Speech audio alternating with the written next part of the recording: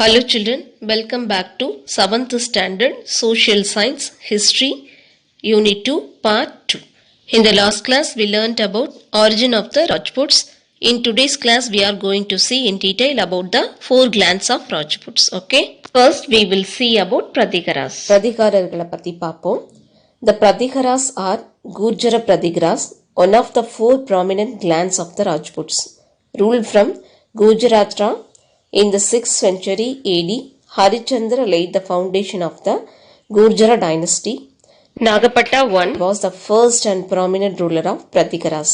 ராஜபுத்திரர்களில் 4 முக்கிய குலங்கள் பார்த்தோம். அதில் ஒரு பிரிவு வந்து பிரதிகாரர்கள். அவங்கள எப்படி சொல்லுவோம் அப்படின்னா கூர்ஜர பிரதிகாரர் அப்படின்னு சொல்லுவோம். அவங்க வந்து குஜராத்தில் வந்து ஆட்சி செஞ்சுட்டு வந்திருக்கிறாங்க. குஜராத் எங்கே இருக்குது அப்படின்னா ஜோத்பூரில் இருக்குது. சரியா? கிபி 6ஆம் நூற்றாண்டில் ஹரிச்சந்திரா அப்படின்றவர் என்ன பண்ணியிருக்காரு, கூஜர அரச வம்சத்தோட அடிக்கல்ல நாட்டிருக்கிறார். முதலாம் நாகப்பட்டர் அப்படின்றவர் தான் பிரதிகார அரசர்களில் முதலாவதும் முக்கியமான அரசராக இருக்கிறார். In the 8th century, he ruled over Bharuch and Jodhpur and extended his dominion up to Gwalior. He repulsed the invasion of the Arabs of Sind from the east and checked their expansion. He was succeeded by Vatsaraja, who decided to dominate the whole of North India. His attempt to control over Kanuj brought him into conflict with the Pala ruler Dharmapala.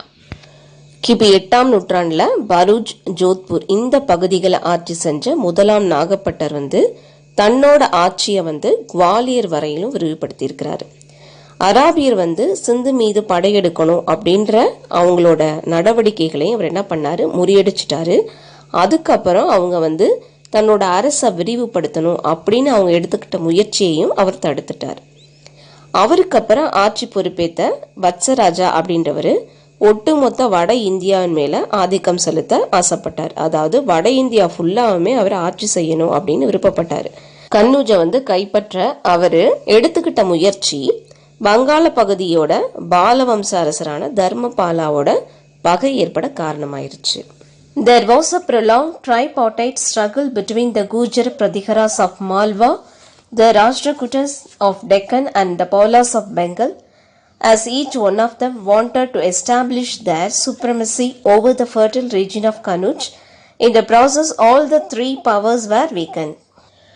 மாலவத்தை சேர்ந்த கூஜர பிரதிகாரர்கள், தக்காணத்தை சேர்ந்த ராஷ்டிரகூடர்கள், வங்காளத்து பாலர்கள் ஆகிய 3 பேரும் என்ன பண்ணாங்க, பலம் நிறைந்த கன்னௌஜை வந்து நம்ம ஆட்சி செய்யணும், தன்னுடைய மேல் ஆதிக்கத்தை அதில் செலுத்தணும் அப்படின்னு ரொம்ப முயற்சி பண்ணாங்க.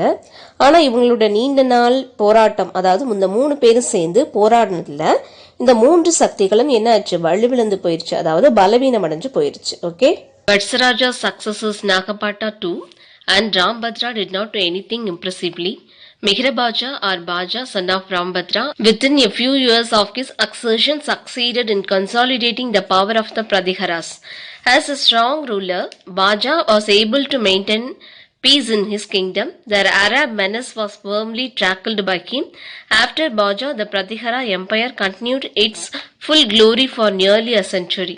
வத்சராஜாவுக்கு அப்புறம் ஆட்சி பொறுப்பேற்ற 2ஆம் நாகப்பட்ட ராமபத்ரா இவங்க வந்து சொல்லிக்கிற மாதிரி எந்த சாதனையும் அவங்க செய்யலை. ஓகே. ராமபத்ராவுக்கு அப்புறம் அவருடைய மகன் மிகிரபோஜா அல்லது போஜா அப்படின்னு சொல்றவரு அரியணை ஏறாரு. பதவியேற்ற சில ஆண்டுகளுக்குள்ளாரையே பிரதிகாரர்களோட அதிகாரத்தை வலுப்படுத்துறதுல அவர் வெற்றி கண்டுட்டார். அப்போ ஒரு வலிமை மிகுந்த அரசரா அவர் தன்னோட நாட்டுல அமைதியை பராமரிச்சுட்டு வந்தார். அதாவது அராபியரோட அச்சுறுத்தல்களை கண்டு பயப்படாம உறுதியோட அதை சமாளிச்சாரு. அப்புறம் போஜாவுக்கு அப்புறம் ஒரு 100 ஆண்டு காலம் வந்து பிரதிகார பேரரசு நல்ல புகழோடையும் கீர்த்தியோடையும் இருந்துச்சு. Having successfully resisted the Arabs, the Prathikaras turned their attention towards the east and by the end of millennium, they ruled over a large part of Rajasthan and Malwa. They also held Kanuj for some time. The Rajputs fought each other endlessly in the 11th and 12th centuries. Taking advantage of these internecine quarrels, many local kings succeeded in making themselves independent. அராபியர்களை வெற்றிகரமா எதிர்த்த பிரதிகாரர்கள் வந்து தங்களோட கவனத்தை கிழக்கு பக்கமா திருப்பினாங்க. முதல் 1000 ஆண்டின் முடிவுல ராஜஸ்தான் அப்புறம் மாலவத்தோட நிறைய பகுதியை வந்து இவங்க ஆட்சி செஞ்சிட்டு இருந்தாங்க. கன்னுஜை சில காலம் அவங்க தங்களோட வசம் வச்சிருந்தாங்க.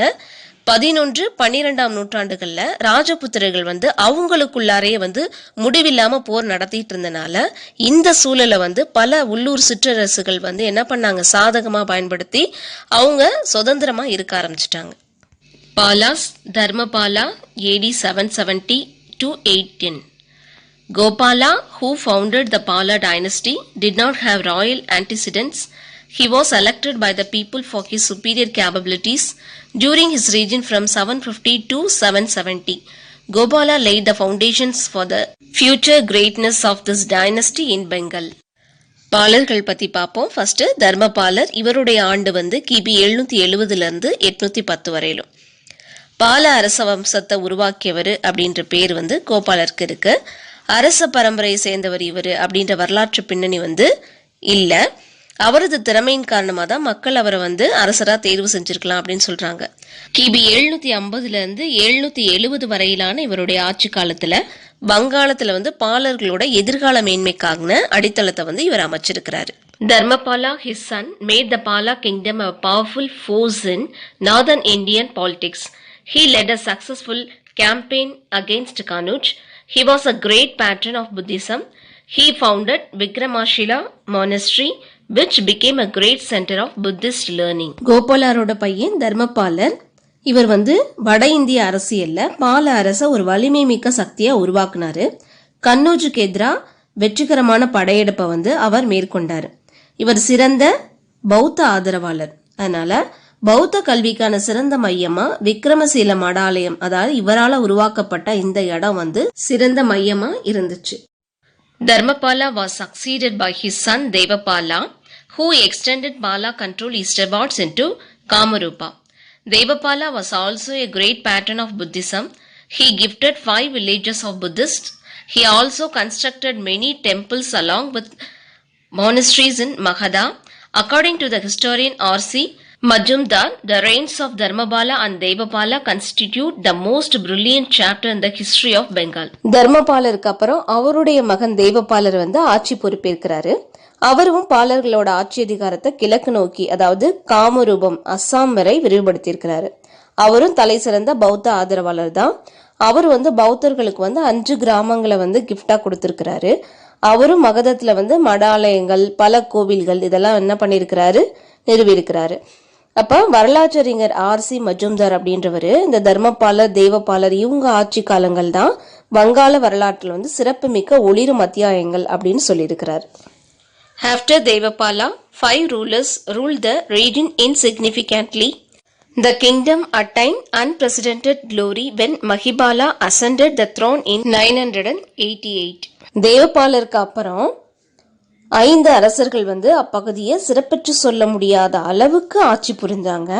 ஆனா 988ஆம் ஆண்டு முதலாம் மகிபாலர் அவர் வந்து அரியணை ஏறினதுக்கு அப்புறம் பாலரசு முன்னாடி எப்போது இல்லாத அளவுக்கு பெயரையும் புகழையும் பெற்றது. Okay, Mahibala I 988 to 1038. Mahibala I was the most powerful ruler of the Pala dynasty. He is called the founder of the second Pala dynasty. The decline of Prathikaras gave the Palas an opportunity to take a leading role in North Indian affairs, but he could not extend his domain beyond Banaras because of the impressive campaign of the Chola king from the south, Rajendra Chola. Mahibala restored the old glory of the Palas. He constructed and repaired a large number of religious buildings at Banaras, Saranath and Nalanda. பாலவம்சத்தோட மிகச்சிறந்த வலிமை மிக்க அரசர் அப்படின்னா அவர் முதலாம் மகிபாலர். 2ஆம் பாலவம்சத்தை தோற்றுவித்தவரும் இவர் தான்.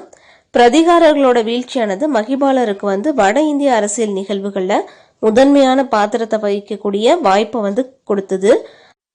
ஆனா தென்னிந்திய அரசரான ராஜேந்திர சோழனின் படையெடுப்பின் காரணமா வாரணாசி கப்பால் தன்னோட அதிகாரத்தை வந்து விரிவுபடுத்த முடியாம போச்சு. பாலவம்சத்தோட பண்டைய புகழையும் பெயரையும் மகிபாலன் தான் மீட்டெடுத்தாரு. வாரணாசி, சாரநாத், நாலந்தா இந்த இடங்கள்ல சமயம் சார்ந்த ஏராளமான கட்டடங்களையும் மகிபாலன் வந்து கட்டினாரு. பழைய கட்டடங்களையும் அவர் சீரமைச்சார். Okay, The Pala dynasty declined soon after the death of Mahibala and gave way to the Sena dynasty.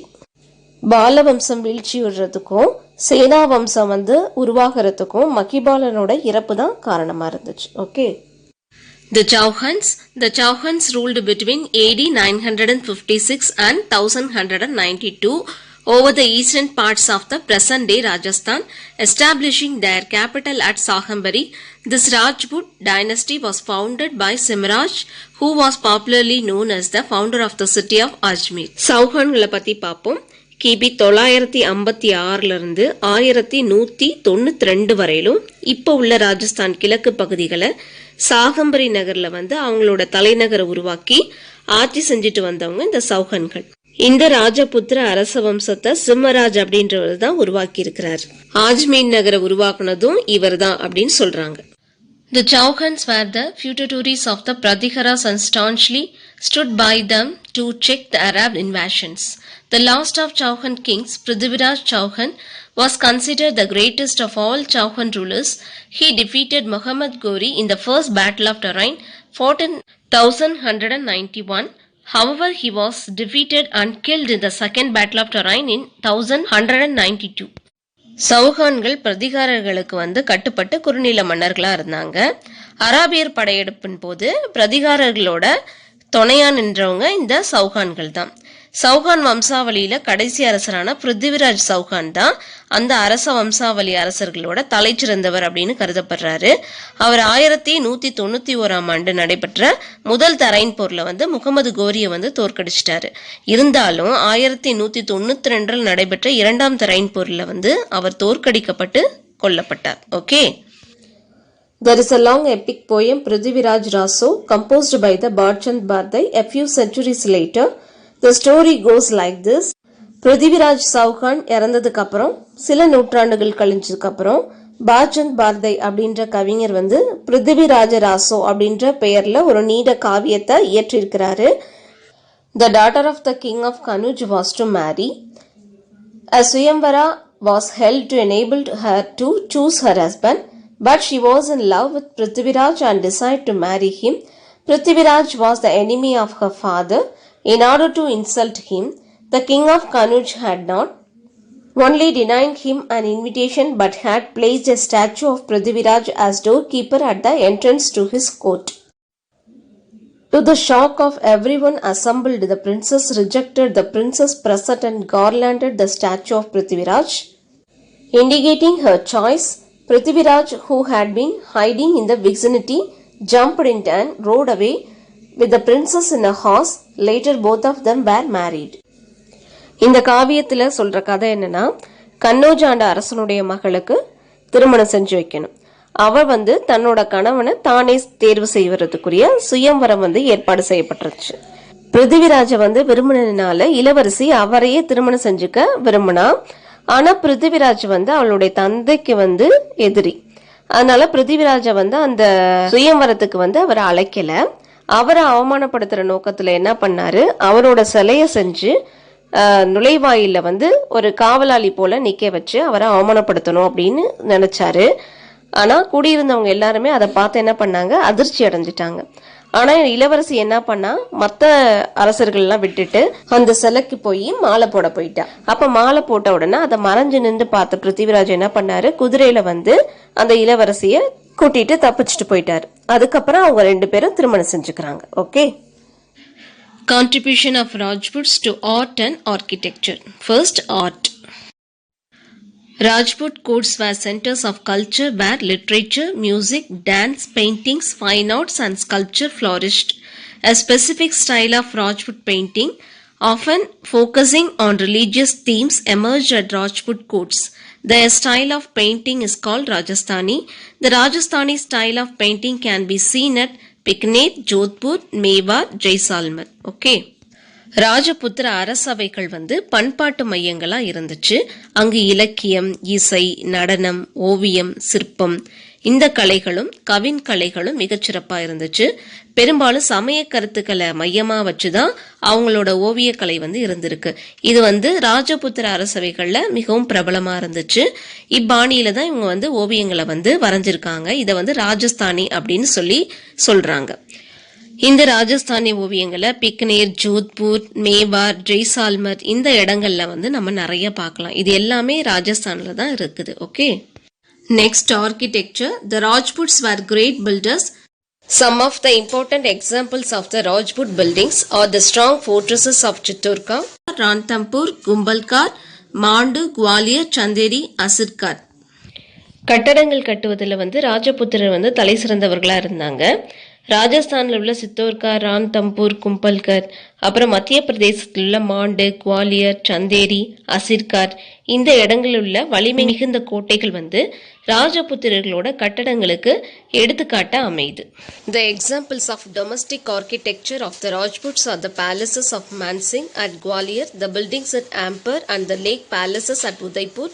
Many of the Rajput cities and palaces stand among the hills and forts or by the side of beautiful artificial lakes. The castle of Jodhpur in Rajasthan is perched upon a lofty rock overlooking the town. குவாலியரில் உள்ள மான்சிங் அரண்மனை, Amber கோட்டை, உதய்பூர்ல உள்ள ஏரியின் நடுவே இருக்கிற அரண்மனை இது எல்லாமே ராஜபுத்திரர்களோட குடியிருப்பு கட்டடக்கலைக்கு எடுத்துக்காட்டா இருக்கு. ராஜபுத்திரர்களோட பல நகரங்களும் அரண்மனைகளும் எப்படி இருக்குன்னா, மலையின் மேல் கட்டப்பட்ட கோட்டையாவும் செயற்கையா உருவாக்கப்பட்ட ஏரியின் நடுவேவும் இருக்கிற மாதிரி அவங்க அதை அமைச்சிருக்கிறாங்க. ஜோத்பூர்ல உள்ள மாளிகை ஈஸியா ஏற முடியாத அளவுக்கு மலைப்பாறையோட மேல நகர பார்த்த மாதிரி அவங்க அமைச்சிருக்கிறாங்க. The temples the Rajput rulers built have won the admiration of all critics. The temples of Khajuraho, the Sun Temple in Konark, the Dilwara Jain Temple constructed in Mount Abu and Kandariya Temple at Madhya Pradesh are illustrious examples of their architecture. கலை விமர்சகர்களையே வியப்பில் ஆழ்த்துற மாதிரி ராஜபுத்திர அரசர்கள் கட்டியுள்ள கோவில்கள் அவ்வளவு அழகா இருந்திருக்கு. கஜுராகோ அப்படின்ற இடத்துல உள்ள கோயில், கோனார்க்கில் உள்ள சூரியனார் கோவில், அபு குன்றின் மீது கட்டப்பட்டுள்ள தில்வாரா சமண கோயில், மத்திய பிரதேசத்தில் உள்ள காந்தரியா கோவில் இது எல்லாமே ராஜபுத்திரர்களோட கோவில் கட்டடக்கலைக்கு உன்னதமான எடுத்துக்காட்டா இருக்குது. The Khajuraho in Bandhalkhand has 30 temples. The shigras of the Khajuraho temples are most elegant. The exterior and interior parts of the temples are adorned with very fine sculptures. These temples are dedicated to Jain, Tirthankaras and Hindu deities like Shiva and Vishnu. There are 16 Hindu and Jain temples at Ocean, which is 32 miles away from Jodhpur. பந்தேல்கண்ட்ல உள்ள கஜுராகோ வளாகத்துல மொத்தம் 30 கோயில் இருக்குது. கஜுராகோ கோவில்ல உள்ள சிகரங்கள் மிகுந்த எழில் மிகுந்தவையாக இருக்கு. கோவில்ல உட்புறமும் வெளிப்புறமும் மிக நேர்த்தியா அழகான சிற்பங்களை கொண்டு கட்டப்பட்டிருக்கு. இந்த கோயில்ல சமண தீர்த்தங்கர்களுக்கும் சிவன், விஷ்ணு ஆகிய இந்து கடவுள்களுக்கும் படைத்தளிக்கப்பட்டிருக்கு. ஜோத்பூர்ல இருந்து 32 மைல் தொலைவில் ஓசியான் அப்படின்ற இடத்துல 16 இந்து மற்றும் சமண கோயில் இருக்குது. The Jain temple at Mount Abu has a white marble hall and a central dome of 11 concentric rings and richly carved vaulted ceiling and pillars. Abu குன்றின் மேலுள்ள சமண கோவில்ல வெண்மை நிற சலவக்கல்லால கட்டப்பட்ட கூடம் இருக்கு. அதோட மையத்துல 11 பொது மைய வட்டங்களை கொண்ட குவி மாடம் இருக்குது. இப்ப இங்கே உள்ள தூண்களும் விதானமும் அழகிய செதுக்கல் வேலைப்பாடுகளால அலங்கரிக்கப்பட்டிருக்கு. Okay, Contribution of Palas to culture. The Palas were adherents to the Mahayana school of Buddhism. They were generous patrons of Buddhist temples and the famous universities of Nalanda and Vikramashila. It was through their missionaries that Buddhism was established in Tibet.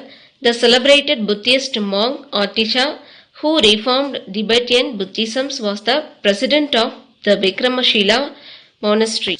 The Palas also maintained cordial relations with the Hindu-Buddhist state of the Chailanders of Sumatra and Java. பாலர்கள் மகாயான பௌத்தத்தை பின்பற்றியவங்க.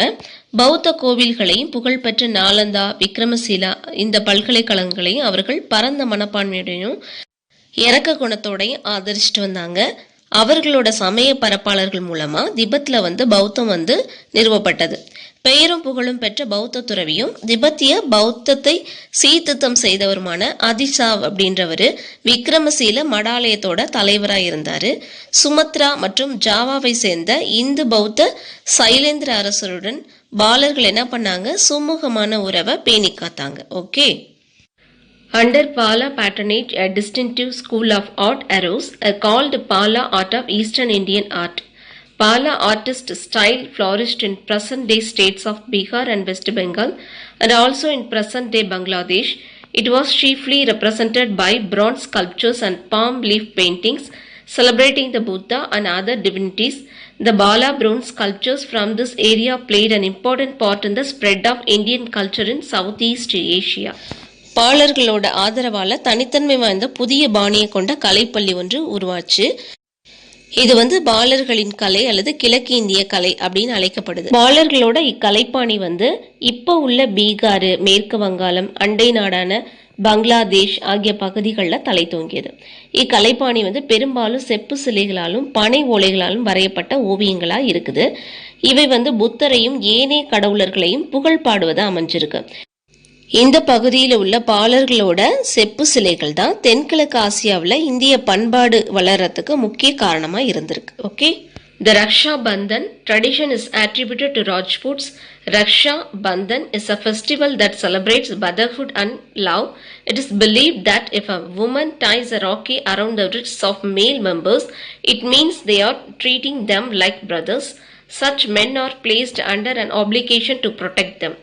Raksha Bandhan அப்படின்ற பண்பாட்டு மரபு வந்து ராஜபுத்திரர்களுக்கு உரியது. ரக்ஷா அப்படின்னா பாதுகாப்பு, பந்தன் அப்படின்னா கட்டுதல் இல்லைன்னா உறவு அப்படின்னு பொருள்படும். இது வந்து சகோதரத்துவத்தையும் அன்பையும் கொண்டாடும் விழாவா இருக்குது. ஒரு பெண்ணு வந்து ஒரு ஆணோட மணிக்கட்டில் வந்து இந்த ராக்கியை கட்டினா அந்த பெண்ணு வந்து அந்த ஆணை வந்து தன்னுடைய சகோதரனா ஏத்துக்கிறா அப்படின்னு அர்த்தம். அப்படின்னா அந்த ஆண் வந்து அந்த பெண்ணை வந்து பாதுகாக்க கடமைப்பட்டவரா இருக்கிறாரு அப்படின்னு பொருள். Okay.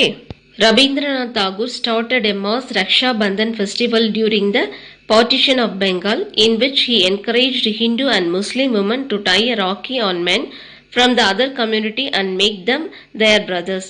The exercise was designed to counter British efforts to create a divide between Hindus and Muslims. 1905 வங்க பிரிவினையின் போது ரவீந்திரநாத் தாகூர் என்ன பண்ணாரு, பெருமளவில் மக்கள் பங்கேற்ற இந்த ரக்ஷா பந்தன் விழாவை வந்து தொடங்கி வச்சாரு. இந்த விழாவில் வந்து இந்து மற்றும் முஸ்லீம் பெண்கள் வந்து அடுத்த சமூகத்தை சேர்ந்த ஆண்களோட கையில வந்து ராக்கியை கட்டி அவங்கள தன்னுடைய சகோதரர்களா ஏத்துக்க வச்சாரு. இந்து முஸ்லீம்கிடையே பிளவை ஏற்படுத்த ஆங்கிலேயர் மேற்கொண்ட முயற்சிக்கு வந்து எதிராக இந்த செயல்பாடு வந்து இருந்துச்சு. ஓகே சில்ட்ரன், இந்த கிளாஸ்ல நம்ம என்ன பார்த்தோம், ராஜபுத்திரர்களோட 4 குலங்களை பற்றி விரிவாக பார்த்தோம். அவங்க வந்து கலை மற்றும் கட்டிடக்கலைக்கு எப்படி அவங்களுடைய பங்களிப்பை கொடுத்தாங்க அப்படின்றத பார்த்தோம். ரக்ஷா பந்தன் எப்படி உருவாச்சு அப்படின்றத பார்த்தோம். ஓகே, அடுத்த கிளாஸில் நம்ம என்ன பார்க்க போகிறோம், இஸ்லாமியர்களோட தோற்றத்தை பற்றி பார்க்க போகிறோம். அவங்க மேற்கொண்ட போர்களை பற்றி பார்க்க போகிறோம். Okay children, study well. Thank you.